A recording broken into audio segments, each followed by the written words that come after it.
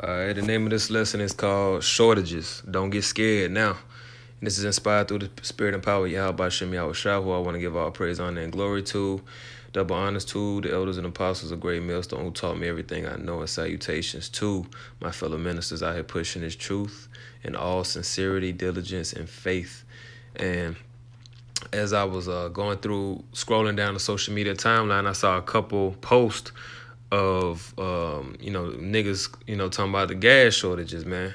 And then I had a colleague sent a message in our group chat for the people I work with, and she said that hey, y'all be sure to fill up. It's a gas shortage. And you see niggas and a few scriptures came to mind, but see, things like this, it won't just be gas shortages. And that's why I got this article pulled up. This came out yesterday, Sunday, May 9, 2021. And that's why I said the name of this lesson is Shortages. Don't get scared now, because see, when these plagues befall, man, niggas gonna be dwelling in the plague. See, we're gonna be around the plagues, Lord willing, but we're going to be protected and covered and shielded from the plagues. But see, the rest of the world, all right, they're going to dwell within the plagues. All right, let's get a precept on that real quick. 2nd Esdras 15, and I'm speaking hopefully. All right, I'm a prisoner of hope, just like you brothers and you few sisters. Let's see.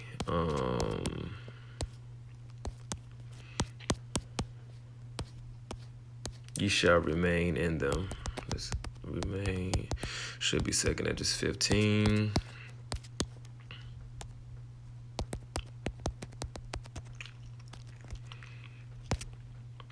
Second Esdras 15, verse 24. It says, "Woe to them that sin." That's you Israelites, you so-called blacks, Hispanics, Native Americans. All right, primarily. "And keep not my commandments, saith the Lord. I will not spare them. Go your way, ye children, from the power. Defile not my sanctuary with your body." That's the sanctuary. All right, that's the temple now. "For the Lord knoweth all them." Matter of fact, let's get that real quick. That's 1 Corinthians 3 and 16. 1 Corinthians 3 and 16. "Know ye not that ye are the temple of God, and that the Spirit of God dwelleth in you? If any man defile the temple of God, him shall God destroy. For the temple of God is holy, which temple ye are." You see that? And to further drive that point home, let's get Romans, the 12th chapter. All right, verse 1, it says, "I beseech you, therefore, brethren, by the mercies of the Most High, that ye present your bodies a living sacrifice, holy, acceptable unto the Most High." Salakia, which is your reasonable service. Because what would go on in the temple? Sacrifices. You see? Now, let's go back to 2nd Esdras 15 and 26. "For the Lord knoweth all them that sin against him, and therefore delivereth he them unto death and destruction. For now are the plagues come upon the whole earth, and ye shall remain in them. For God shall not deliver you because ye have sinned against him." All right? So, yeah, man.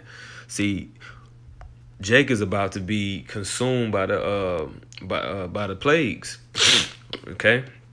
Because this thing is gonna be like a domino effect. A whole bunch of things are gonna happen one by one, man. The plagues are gonna come in perfection. So let's read this real quick. It says, supply chain interrupted. Here's everything you can't get now. All right, chicken, lumber, microchips, gas, steel, metals, chlorine, and ketchup packets. What do they all have in common? They're all nearly impossible to find. Shortages are popping up across the supply chain as the pandemic messes with shipping, demand, supply, and all the other levers of the global economy. Here's what's hard to get, why, and for how long, according to CNN business writers. Chicken. All right. Chlorine. Matter of fact, let's see what they say. Major chains including KFC, Buffalo Wild Wings, and Wingstop are paying steep prices for chicken, and suppliers are having trouble keeping up demand because of difficulties attracting workers. All right, the Wall Street Journal reported this week. Some restaurants remove chicken tenders in Nashville, hot flavored chicken items from menus at some restaurants because of limited supply. Chlorine. Summer is around the corner, but anyone looking forward to a refreshing dip in the pool to cool off may be in for a big shock. A chlorine shortage may make it difficult for pool owners to buy the sanitizing tabs. Yeah, man, because the chlorine is what sanitizes the pools. You know, motherfuckers be pissing and shit in the pool. You need that. Okay. Chlorine supply is running low due to a fire at a chemical plant in Louisiana last August that was damaged by Hurricane Laura. As a result, prices for tabs have skyrocketed. Computer chips in the market for a new car, smartphone, or washing machine this year. A global shortage of computer chips could mean you have to wait a while and pay more. Okay. Several factors are driving the crunch. The shortage is going, I'm just skipping around. The shortage is going from bad to worse, spreading from cars to consumer electronics. Gas, and this is what Jake talking about now. And this only cause Esau got it in the mainstream, because Jake don't be paying attention to shit. It says millions of people stuck at home for more than a year are expected to hit the road for much needed post-pandemic vacations this summer, but good luck finding gas. Yeah, and what people are gonna do, because people are in the flesh, like the girl in my company chat, she told people to fill up, right? And they so damn dumb. They don't know. Let's say if it is a shortage, wouldn't it be a wise thing to do is to get a couple gas cans full of gas? I'm thinking that would be a wise thing to do, right? But I don't drive, so I don't know. But I guess that's probably what I would do. I would, have some extra gas, because these motherfuckers gon' go crazy with the shit. Just like they did with the toilet paper and all that other stuff. But yeah, because gas prices is huge. That alone can raise the prices of everything, because you have truckers. Truckers are the lifeline of this economy. They're the ones getting everything from point A to point B. And if they have to pay more for gas, everything else could increase in the prices. And then we also at a time where the dollar is losing its value, so inflation is on the table. Then there's all this overabundance of printing, this extra money and spending. So, everything is there for a recipe for a big fucking national disaster. Okay. The national average price of regular gas already stands at an average of $2.94 a gallon, up more than 60% from a year ago when prices and demand were bottoming out. And that's the spirit, man. Brothers was saying, hey, you think 2020 was bad? Wait till 2021 get here, man. It's going to make 2020 look like cake.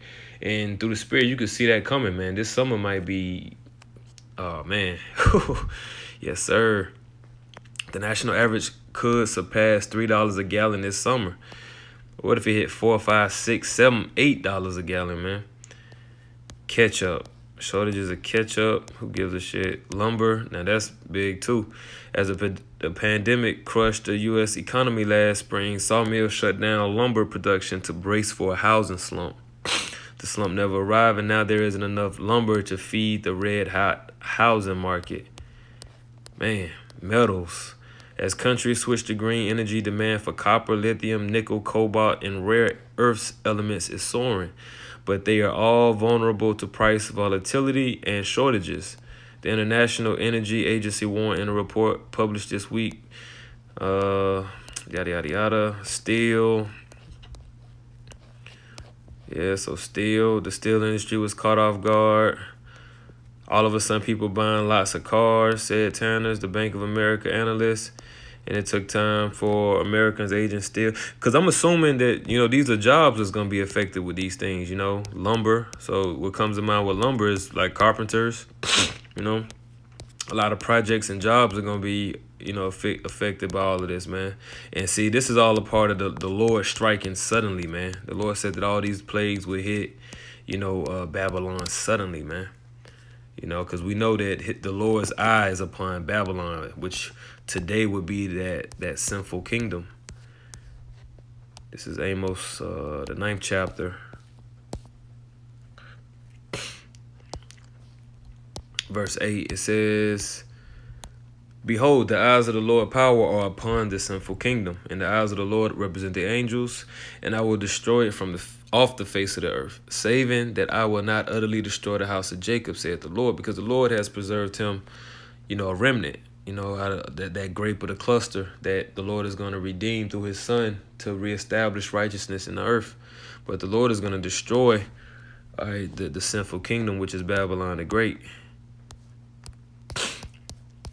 This is Jeremiah 51. So let's go to 50 and 23. How is the hammer? Let's start at 22. A sound of battle is in the land. Matter of fact, we got to go up. All right, 21, because this is speaking about Babylon too. Go up against the land. Let me get this in the blue letter. I want to make a point here. Jeremiah 50, verse 23. It says, 22, a sound of battle is in, Salakia. 21, go up against the land of Merathaim, even against it, and against the inhabitants of Pekod, waste and utterly destroy after them, saith the Lord, and do according to all that I have commanded thee. Now, when you go into that word Merathaim, which is Marathaim,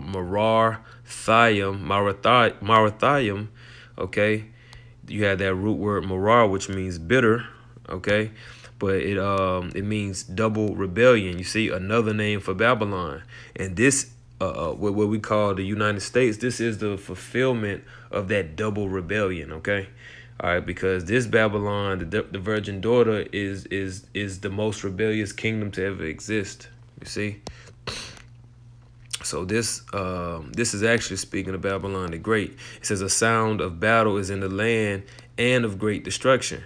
Verse 23, how is the hammer of the whole earth cut asunder and broken? How is Babylon become a desolation among nations? You see, and I had just did the video earlier. I was going through that comment board, and you had somebody saying, soon people are going to be telling their kids, in other countries, they're gonna be saying, there's people in Americans, there are people in America that are starving for this right now. Cause how you was a kid and shit, your mama tell you, eat your vegetables. There's people in Africa starving that love this right now. People say in the comments say there's gonna be people saying that about people here in America, man. Verse 24, I have laid a snare for thee, and thou art also taken, O Babylon. See? And thou wast not aware. See, and there's a big snare, man. The Lord has Babylon the Great and snare, man, and it's fucking beautiful, man. It's beautiful being privileged to see, the will and the most intents of the Lord, fulfilling themselves in real time. Check this out, 2 Esdras 16. Verse 21, it says, behold, victuals shall be so good, cheap upon earth, that they shall think themselves to be in good case. And even then shall evils grow upon earth, sword, famine, and great confusion. You see? For many of them that dwell upon the earth shall perish of famine, and the other that escape the hunger shall the sword destroy. So the Lord laid the snare, man. He had everything all cheap, got shit opening up, right? Things are opening up, and, all this stimulus money and extra 300 plus the unemployment and all this shit, right? This is all part of the snare. Jeremiah 50:24 again, it says, I have laid a snare for thee, and thou art also taken. O Babylon, and thou wast not aware. Thou art found and also caught, because thou hast striven against the Lord. Okay, you fought against the Lord.